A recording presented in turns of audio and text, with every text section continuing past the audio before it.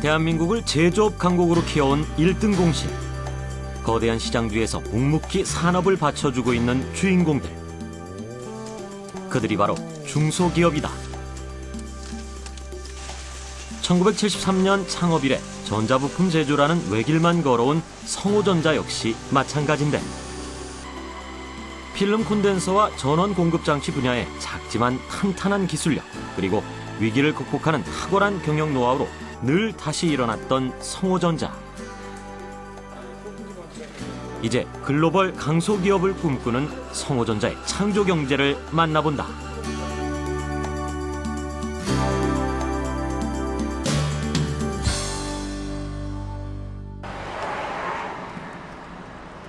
서울의 한 사무실 밀집구역. 불과 40년 전만 해도 굴뚝이 즐비한 섬유와 봉제 산업의 중심지였지만 이곳은 이제 첨단의 아이콘이 되고 있다.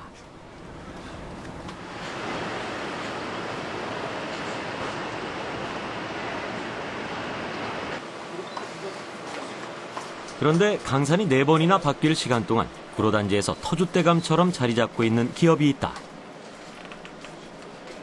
지난 1973년 한일 합작회사로 시작한 작은 회사.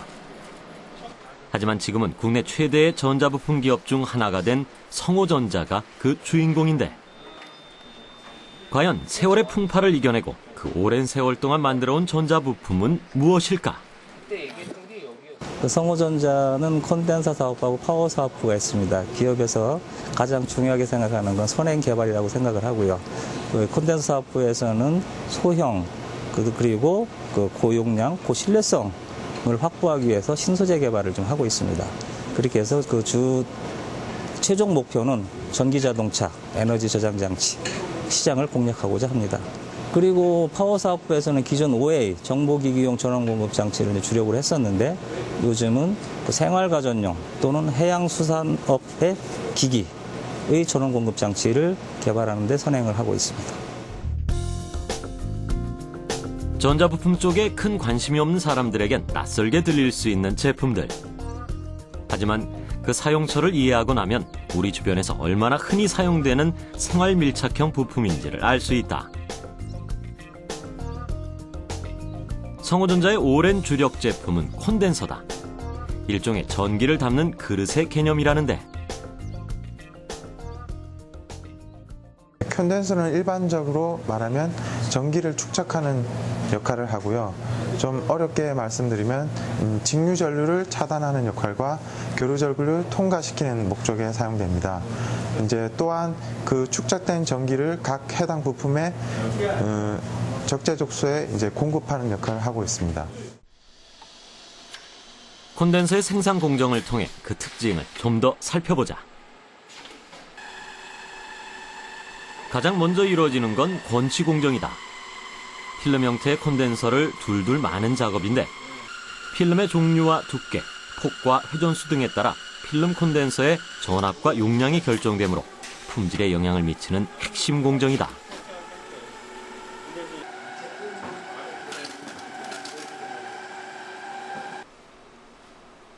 앞서 설명했듯 콘덴서는 일정량의 전기를 모아두었다가 용도에 따라 알맞은 양의 전기를 적절히 배분해주는 부품이다. 그렇다 보니 얼마나 많은 전기를 효율적으로 담느냐가 중요한데, 열과 압력을 이용해 압축하는 프레스 공정. 이런 프레스 공정에선 압축할 때 필름이 손상되지 않도록 하는 것이 또 하나의 기술이다.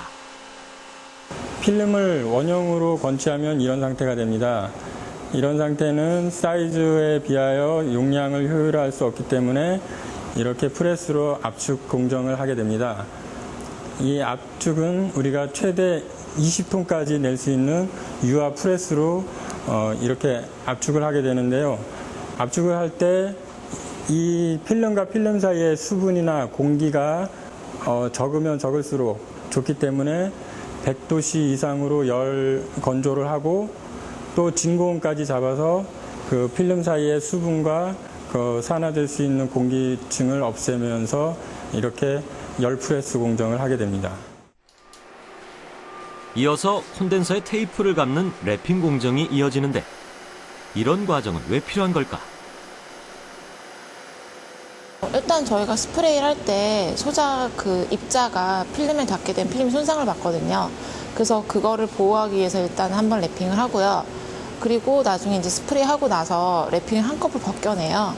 그럴 때 이제 그 외건은 소자보다 크게 건치를 하거든요. 그럼 울퉁불퉁 나오는 부분이 있기 때문에 이제 스프레이 처리를 하고 외건을 벗겨내는 역할을 하는 거죠. 테이프를 감싸는 랩핑 공정은 바로 지금 보이는 스프레이 공정을 대비하기 위함이라는 것이다. 스프레이 공정에서 발생할 수 있는 주석 또는 납이 묻지 않도록 미리 테이프로 방지하는 것이다.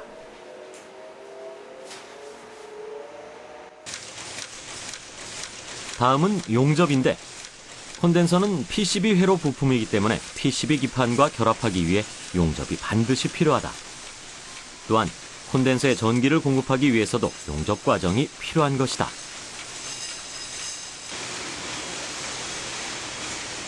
이렇게 해서 마무리된 필름 콘덴서는 외관 불량 검사를 거쳐 선별기에서 또 한 번 검사를 하게 된다. 전기적 특성을 통해 불량 제품을 검출해내는 과정이다.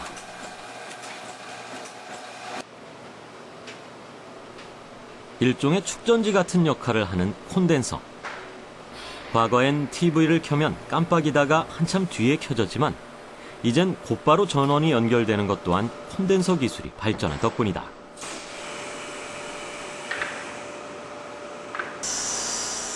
이런 콘덴서는 직류는 차단하면서 교류는 통하게 하며 용량이 크고 주파수가 높을수록 전기가 잘 통하게 된다. 성호전자 R&D팀은 그 외에도 필름 콘덴서의 성능을 높이기 위해 다양한 연구를 해왔다는데, 필름 콘덴서의 핵심 기술은 증착 기술과 그다음 프레스 기술입니다. 먼저 증착 기술은 그 일정한 두께를 가지고 얼마만큼 도포량에 따라서 증착을 하느냐에 딸려 있고요. 두 번째는 프레스 공정인데요. 프레스 공정은 열과 압력에 의해서 얼마만큼 그거를 균일하게 할 수 있느냐에 딸려 있습니다. 그 두 가지 핵심 사항이 되어야지만 콘덴서의 일정한 용량이 나오게 됩니다. 그게 가장 콘덴서의 핵심 기술이 되겠습니다. 다양한 콘덴서 중에서도 필름 형태의 콘덴서를 제작하는 성호전자는 몇 해 전부터 증착 필름도 함께 생산하고 있다. 증착 필름은 필름 콘덴서의 원재료인데, 원재료를 어떻게 성형하느냐에 따라 콘덴서 전체의 용량과 용도가 달라질 수 있다. 이런 원재료를 자체적으로 생산할 수 있는 능력을 확보했다는 건 기업에게 어떤 의미일까? 필름 콘덴서에서 증착 필름이 차지하는 비중을 보면 그 재료비의 40%, 품질의 90%를 증착 필름에 의해서 결정이 됩니다. 성호전자가 증착 필름을 직접 생산함으로써 누구보다도 빠른 시기에 20% 싼 가격에 증착 필름을 공급받음으로써 원가를 절감시키고 고객 납기 대응을 신속히 할 수 있는 장점을 갖게 되었습니다. 원재료 생산에 의한 원가 절감, 그리고 신속한 납품. 뿐만 아니라 제품의 성능을 좌우하는 원재료를 생산하고 추후 그 원재료를 자유자재로 가공할 수 있는 기술까지 개발한다면 그때는 콘덴서의 적용 범위도 넓어지게 된다. TV 등의 가전 부품에만 머무르지 않는다는 얘기다.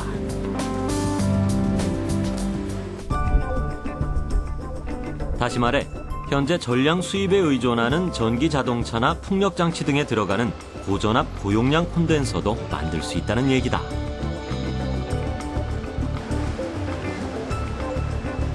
고용량 제품을 생산하기 위해서는 콘덴서의 크기도 커져야겠지만 그보다 중요한 것은 최대한 원재료에 많은 전기를 담아낼 수 있는 증착 필름 기술이 필요하다. 성호전자가 차세대 주력 산업으로 전망하고 있는 고용량 콘덴서. 그렇다면 연구팀의 고용량 콘덴서 개발은 얼마나 진행됐을까? 고용량 콘덴서는 말 그대로 전기를 담는 용량이 큰 콘덴서고요. 그 주로 쓰이는 용도는 태양광 발전이나 풍력 발전에서 이제 그 자연 환경 상태에 따라서 그게 출렁거리면서 변화가 있는데 그게 우리가 쓸 수 있도록 평평하게 만드는 것이 목적입니다. 그래서 그렇게 제작한 대용량 콘덴서로 이제 그런 발전소에 납품하는 게 목적이고요. 현재 개발된 거는 한 1500볼트에서 3500 마이크로페럿 그 용량까지 개발이 되었습니다. 장밋빛 미래를 내다보고 있는 개발진들이다. 총 180여 명의 국내 직원 중에서 연구실 인력만 전체 인원의 30%에 달할 만큼 성호전자의 R&D 투자는 활발하다. 성호전자에선 콘덴서뿐 아니라 전원 공급 장치도 생산하고 있다. 디지털 위성방송용 수신 장비인 셋톱박스도 그중 하나다. 연구실 한쪽에서 셋톱박스를 조작하고 있는 개발진의 모습. 가장 최신 사양의 셋톱박스다. 그런데 이 셋톱박스가 완성되기까지의 과정은 성호전자의 일대기와도 겹쳐진다는데 그 내용을 잠깐 살펴보면 이렇다. 콘덴서라는 한 가지 아이템으로 무려 40년을 걸어온 성호전자. 현재 필름 콘덴서 부문에서 국내 시장의 70%를 점유해 1위 자리를 지키고 있다. 늘 한 길만 걸어온 것 같지만 사실 그 속사정을 들여다보면 변신에 변신을 거듭하는 과정이었다는데 콘덴서가 제 아무리 가전제품의 필수 부품이라도 완제품이 변할 때마다 부품의 성능도 조절해야 했던 것. 일례로 점점 얇아지고 가벼워지는 TV의 진화를 들 수 있다. CRT TV와 그 디지털 TV의 가장 큰 차이는 그 대화면의 구성, 그다음 선명한 화질, 그다음에 다양한 콘텐츠의 제공 등이 있습니다. 이제 그만큼 거기에 들어가는 부품들도 그런 기능들을 실행해낼 수 있는 어떤 고사양의 제품들을 요구했던 거였고, 성호전자는 다른 기업들보다 가장 앞서서 국내에서 2004년에 라운드 타입 필름 콘덴서를 개발해냄으로써 삼성이라든가 국내 대기업사들의 그런 제품을, 디지털 디스플레이용 TV 제품을 거의 독점적으로 공급할 수 있게 되었습니다. 또한 TV가 아날로그에서 디지털로 바뀌면서 TV 제조사들은 화재를 대비한 난연성과 소음을 줄일 수 있는 기술력을 갖춘 필름 콘덴서를 요구했다. 지금의 테스트 장비들은 바로 그런 시기에 제 역할을 톡톡히 해왔다. 최고 섭씨 105도에서까지 견딜 수 있도록 설계된 난연 테스트는 물론 지속적인 진동에도 품질에 이상이 없는지 확인하는 진동 테스트. 또한 과도한 전압과 과열에도 콘덴서 표면의 필름 증착막이 망가지지 않고 그대로 재생되는지 등을 확인하게 된다. 이런 신뢰성 높은 테스트와 장비를 거친 콘덴서는 단연 원청업체들의 호응을 얻어 디지털 TV에 들어가는 필름 콘덴서를 독점적으로 공급하기도 했다. 디스플레이용 콘덴서를 주력 제품으로 해왔던 성호전자. 단일 품목인 것처럼 보여도 사실 끊임없는 변신을 거듭해온 것이다. 세계 탑5 안에 드는 콘덴서 기업이라는 것이 그들의 노력을 대신 말해주고 있다. 그 사이 차마 웃지 못할 에피소드도 많았다. LCD용 콘덴서를 개발할 무렵의 일이다. 디스플레이 시장이 LCD로 빠르게 바뀌며 새롭게 바뀐 콘덴서를 충분히 검증할 시간이 없었던 것. 콘덴서 자체에는 문제가 없었지만 완제품 형태에선 불량 사태가 일어났고 새로운 대응이 필요했다. 디지털 TV와 같이 실내에서 사용하는 전자부품 같은 경우는 소음에 굉장히 민감합니다. 저희가 처음 디지털 TV에 필름 콘덴서를 납품했을 때 경쟁사 대비 소음 수준이 낮아서 시장에서 대량의 불량이 발생했습니다. 저희는 전사적으로 이 문제를 해결하기 위해 노력했고 발상의 전환을 하였습니다. 예전에 평평한 모양의 필름 콘덴서에서 라운드 타입, 즉 동그란 모양의 필름 콘덴서를 개발한 것입니다. 이 제품을 납품하면서 경쟁사 대비 월등한 품질 수준을 확보할 수가 있었고 또한 특허도 확보하게 되었습니다. 호된 경험을 했던 성호전자는 기술 연구에 매진해 위기를 극복했다. 덕분에 2007년 매출액 480억 원에서 2010년 1,350억 원을 기록하는 놀라운 성장세를 보인 적도 있다. 그 중심엔 경영의 명장이라 불리는 박완우 대표가 있었다. 41년 동안이나 한 자리에서 그 단일 품목으로 끊임없이 연구 개발을 해왔습니다. 즉 우리 물건이 쓰이는 세트의 변화에 따라서 우리 제품도 항시 업그레이드를 해가지고 R&D를 치중한 결과 비록 조그마한 단일 품목이지만 이 품목 하나로 우리가 국내에서는 1위 되는 그런 업적을 쌓게 되었습니다. 박완호 대표는 오래전부터 기술에 대한 입지를 굳혀온 덕분에 지금은 세계 15개국으로의 수출을 이끌어냈다. 그렇다 보니 IMF 경제 위기나 석유 파동 때도 힘없이 쓰러지던 다른 제조업들과 달리 오히려 승승장구했던 것이다. 생산 설비를 검토하는 박완호 대표. 그런데 기업의 큰 성과로 미루어 볼 때 생산 라인이라고 하기엔 규모가 턱없이 작아 보인다. 어떤 이유에서일까? 이곳 디지털 단지 본사에서는 콘덴사를 개발하고 시제품만 생산하는 라인이 있습니다. 주로 여기서는 연구 개발하여 시제품이 완성된 다음에는 양산은 중국 2군데 공장에서 하고 있습니다. 따라서 이곳은 생산 라인이 샘플 라인만 있고 중국의 대부분 생산 라인이 있는 관계로 이곳 생산 라인은 아주 단출한 편입니다.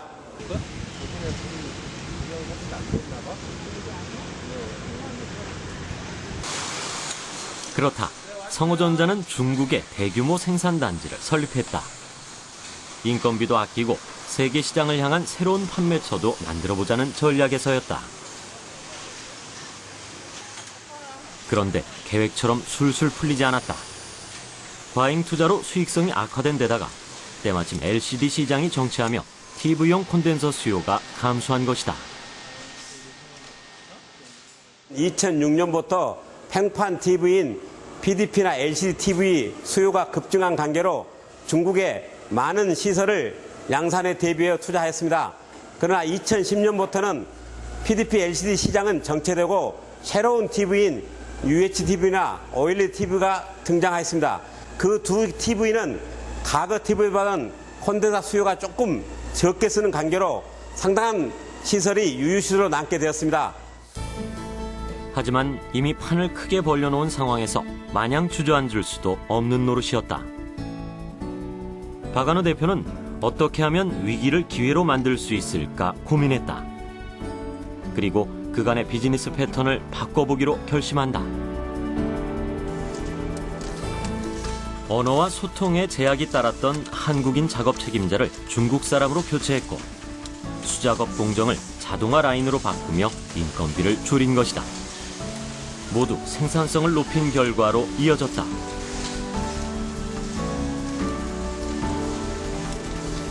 또한 중국 공장에서는 저부가가치의 범용 제품만을 생산했고 중국에서 만들어 중국에 직접 판매하는 새로운 비즈니스 전략도 펼치며 위기를 극복하고 있다.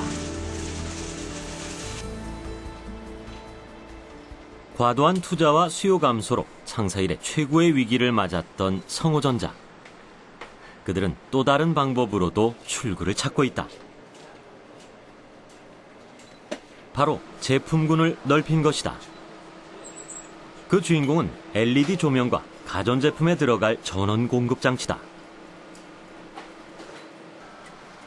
신규 시장을 개척한 성호전자는 아직 시장의 공급 규모가 크지 않은 탓에 수익성이 기존 제품보다 좋은 편이라고 귀뜸한다. 일종의 틈새 시장 전략이었던 것이다. 하지만 그만큼 어려움도 많은 사업이었다. LED 조명 사업의 가장 큰 어려움이 시장이 아직 성숙 단계에 이르지 못한 반면에 고객의 요구는 너무나 다양합니다. 그래서 이에 즉시 대응하는 게 상당히 어렵습니다. 그리고 또한 그 가전 사업이라고 할 수 있는 제습기, 가습기 등은 계절 상품이라 모든 것이 초스피드로 이루어져야 됩니다. 즉 개발부터 양산까지가 순간적으로 다 이루어져야 됩니다. 이에 대한 대책으로서 저희는 표준화된 제품을 개발하는 것이 방안이라고 생각을 했습니다. 그래서 에너지 소비 효율, 내구성 등을 만족하는 출력 가변형 파워를 세분화해서 개발을 함으로써 이 문제를 해결을 했습니다. 성호전자가 월드 클래스 300, 히든 챔피언 등에 꼽힐 수 있었던 건 이렇게 약점을 강점으로 승화시키고 발상의 전환으로 시장을 개척한 결과였다. 박한호 대표는 회사의 제품과 샘플을 막힘없이 설명해 줄 정도로 스스로 공부하고 익히면서 직원들에게 모범을 보이고 있다. 그런 모범은 직원들에게도 주인의식을 심어줬다. 그는 눈에 보이지 않지만 직원들 모두가 열심히 하려는 문화가 깊이 뿌리내려 있다고 자부한다. 전자제품에 반드시 필요한 부품인 콘덴서와 전원 공급 장치. 작은 부품이었지만 시대의 변화에 적극적으로 대응한 결과 40년 전통의 업계 1위라는 역사를 쓸 수 있지 않았을까. 우리가 할 수 있는 또 우리가 잘하는 하나의 품목만 끊임없이 연구 개발하고 그거를 시대의 변화에 따라서 또 고객의 변화에 따라서 계속 유지 발전시킨 것이 우리의 성장 전략입니다. 성호전자의 창조 경제는 한 분야에서 끊임없이 노력한 집중력이다.